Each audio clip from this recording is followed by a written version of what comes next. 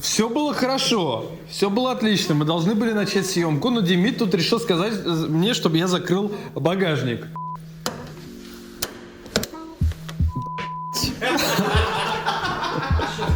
Ну ты... Знаешь, в чем самый прикол? Я знаю, в чем там прикол, без зажигания она не даст открыть. Да, совершенно верно. Снимай куртку без аккумулятора, точнее. А аккумулятор под капотом. Я не знаю, как комментировать это, просто... Это такая ни с кем еще не происходило.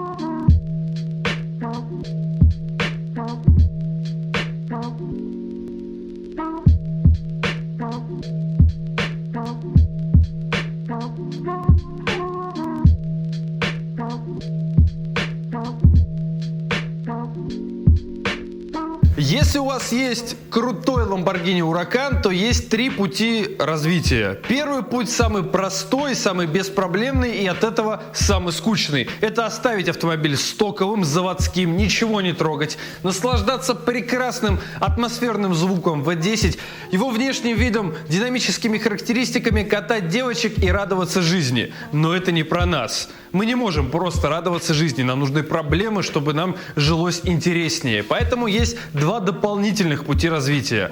Оба подразумевают установку наддува. Первый путь – это путь, по которому прошли Lamborghini в тюнинг-ателье Гоши, нашего друга Гоши Турботех. Там устанавливают двойной турбонаддув.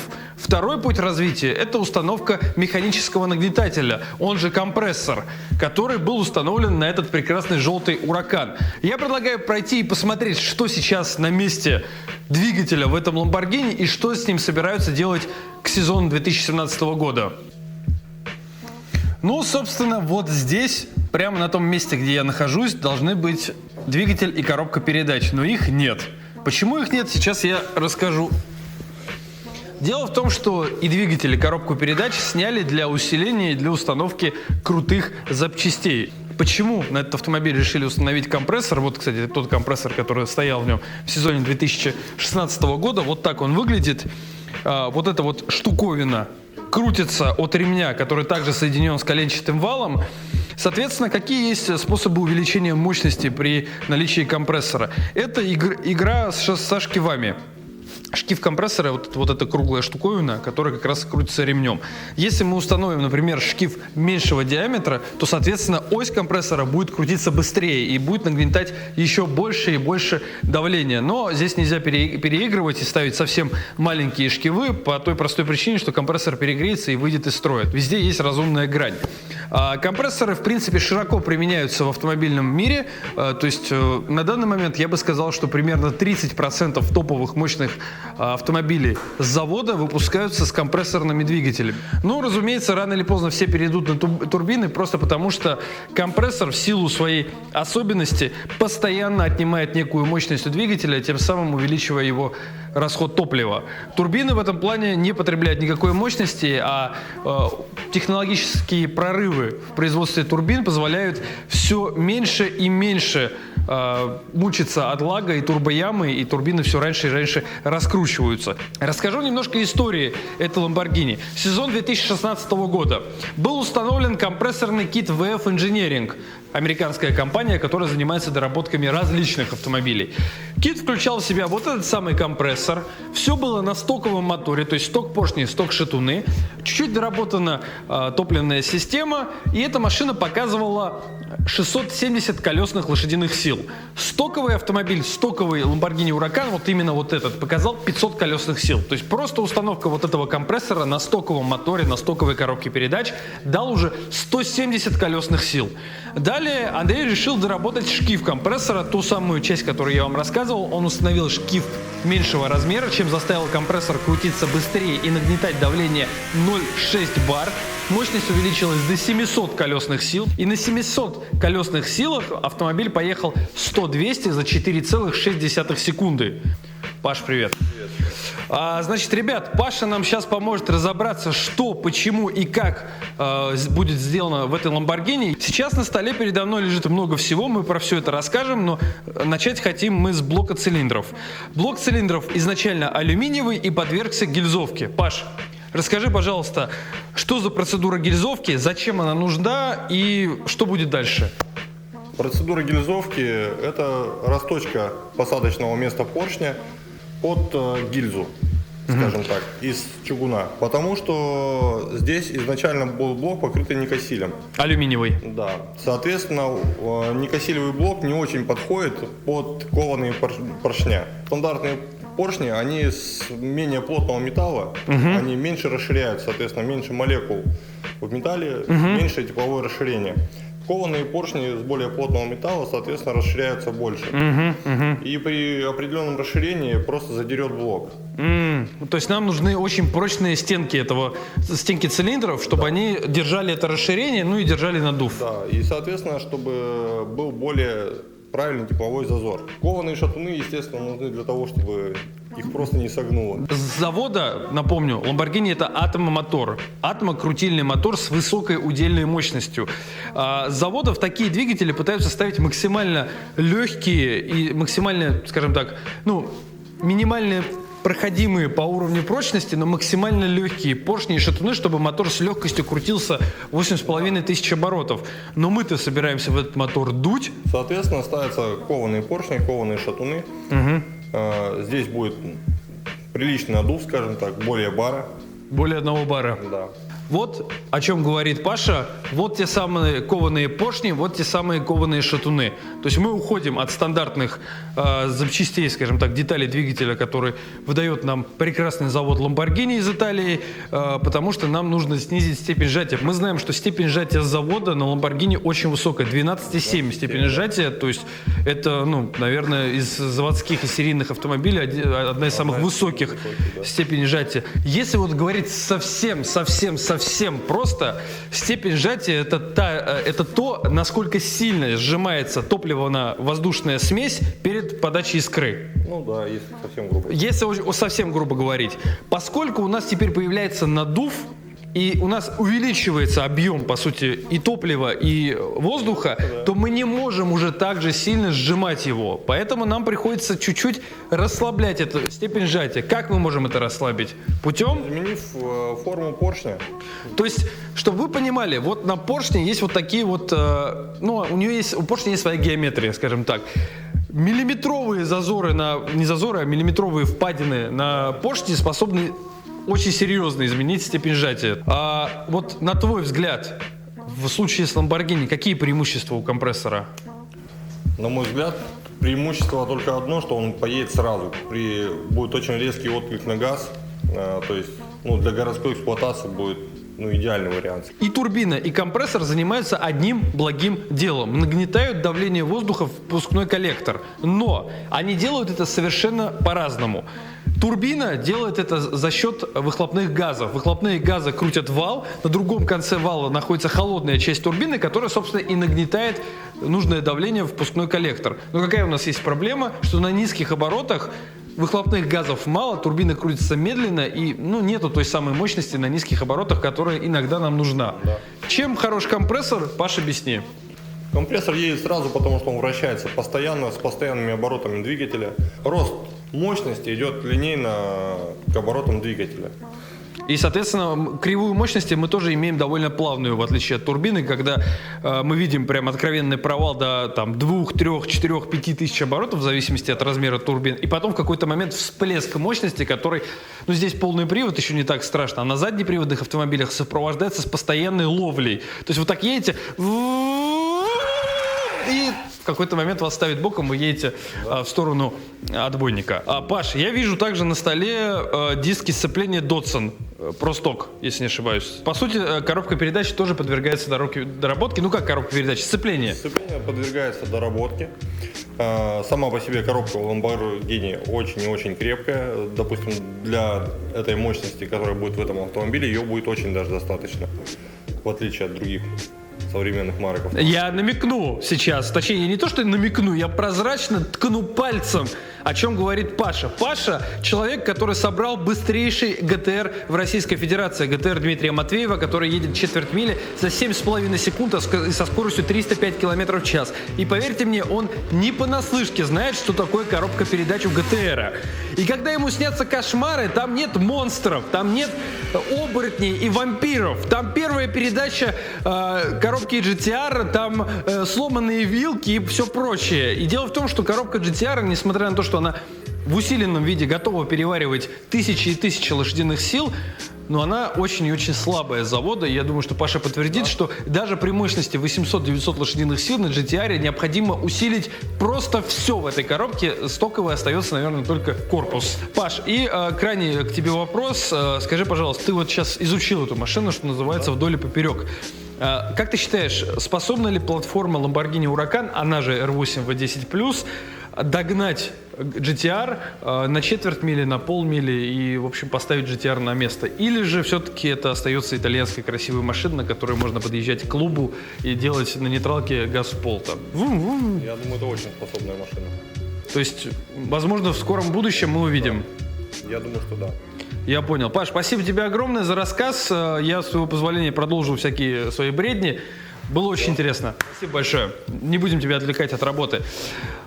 Друзья, да, по поводу того, как GTR сейчас доминирует во всех полноприводных классах, я расскажу. Значит, четверть мили, самый быстрый автомобиль в мире – это Nissan GTR полноприводный, с временем 6,93 секунды, со скоростью на выходе в 316 км в час. Это, во-первых, единственный в мире 6-секундный полноприводный кузовной автомобиль, и, во-вторых, это самый быстрый, в принципе, полноприводный автомобиль в мире, везде, во вселенной и так далее. Это раз. На 1/2 мили, 804 метра, недавно Nissan GTR вновь поставил Lamborghini на место и показал результат в 399 километров в час. Скорость на выходе с полумили 399 километров в час. В те далекие времена, когда у нас на Анлиме очень быстрые машины показывали на 1 миле, на 1600 метрах 400 километров в час, современные GTR эту скорость показывают уже на полумили. Что планируется на следующий сезон? Вот этот прекрасный компрессор пойдет на помойку. Мы ждем новый компрессор от компании Eaton, который сможет нагнетать давление на впуске более 1 бара. Будут установлены шатуны, будут установлены поршни, кованые, разумеется. Доработан, отбалансирован коленчатый вал двигателя. Блок двигателя загильзован. Будут установлены диски сцепления Dodson, которые позволят переварить эту мощность. И на выходе планируется 1000 колесных лошадиных сил на сотом бензине. 1000 колесных сил. То есть заводской Huracan показывал 500 колесных сил, а будет 1000 колесных сил. Что касается настройки Lamborghini. В прошлом сезоне она ехала на настройках американцев VF Engineering. В этом году она поедет на настройке K8 Strasse. То есть, по сути, этот Lamborghini – это совместный проект компании Altechno, которая занимается сборкой железа, и компании K8 Strasse, которая будет заниматься настройкой этого всего. Напомню, что, например, автомобили, которые подготовлены у Гоши, они работают на stand-alone отдельном мозге управления коробкой передач и двигателем, который называется Syvex. Здесь же все будет реализовано на стоковом мозге. Мне всегда казалось, что Ламбо и Феррари — это автомобили одного и того же класса. Я понял твой вопрос. Почему мы видим много ламп и не видим Феррари? Да. Есть одна проблема. Одна большая проблема, с которой столкнулись все мощные автомобили, там, начиная с 2000 года. Это реализация крутящего момента, реализация мощности. На Lamborghini уже несколько поколений как стоит полноприводная трансмиссия. У Ferrari тоже есть своя полноприводная трансмиссия, но она стоит только на одной модели. Она очень сложная, и я не уверен, что эта трансмиссия готова переваривать крутящий момент. На Lamborghini трансмиссия полноприводная от Audi. Это не совсем Quattro. Это немножко другая система, но тем не менее специалисты Audi приложили руку к созданию этой полноприводной трансмиссии. Она переваривает мощность, и, как уже нам хорошо известно, Lamborghini Huracan от Гоши проезжает четверть мили за 8,44 секунды на 1000 колесных силах, то есть на такой же мощности, как и будет эта желтая ламба, со скоростью на выходе в 270 км в час, а разгон 0-300 занимает у этой машины около 9 секунд. 0-300 9 секунд. Для сравнения, Bugatti Veyron 0300 делает примерно за 17-18 секунд. Есть различные приоритеты у людей. У тех людей, у которых есть приоритет ехать быстро, нарушая баланс автомобиля, наверное, это выбор в сторону Lamborghini, в сторону Porsche 911 Turbo, в сторону Nissan GT-R. Владельцы автомобилей, которые хотят оставить заводской баланс, заводские качества автомобиля, будь то избыточная, будь то недостаточная поворачиваемость или будь то нейтральная поворачиваемость, они оставляют автомобили в стоке и наслаждаются тем, чем занимались инженеры завода много-много лет, вытачивая эту машину и выпуская потом эту машину на конвейер. То есть это просто выбор. Делая тысячесильную Lamborghini, ты понимаешь, что она становится в каком-то месте гипертрофированной, а в других аспектах она теряет.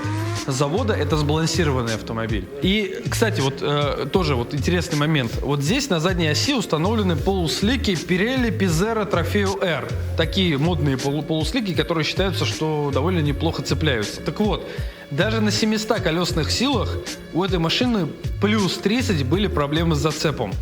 То есть Андрей мне сказал, что у него получилось только один раз. То есть проблема с реализацией 1000 колесных сил будет.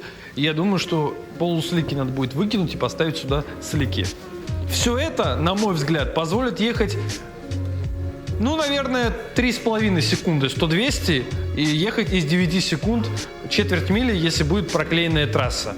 Вы спросите, когда же вы выкатите этот автомобиль на тест? Совсем скоро. Я думаю, что через месяц этот автомобиль будет полностью собран, полностью настроен, и мы сможем снять тест-драйв. И, возможно, против турбовой версии. Слушай, ты знаешь, о чем я подумываю? Вот у Урганта есть же вторая передача «Смак». Ты думаешь, я его смотрю? Ты думаешь, я его смотрю? А дело в том, что я бы хотел, на самом деле, вести подобную передачу, только у меня здесь будут лежать поршни, шатуны, компрессоры, турбины, коллектора, закись и все остальное. Ладно.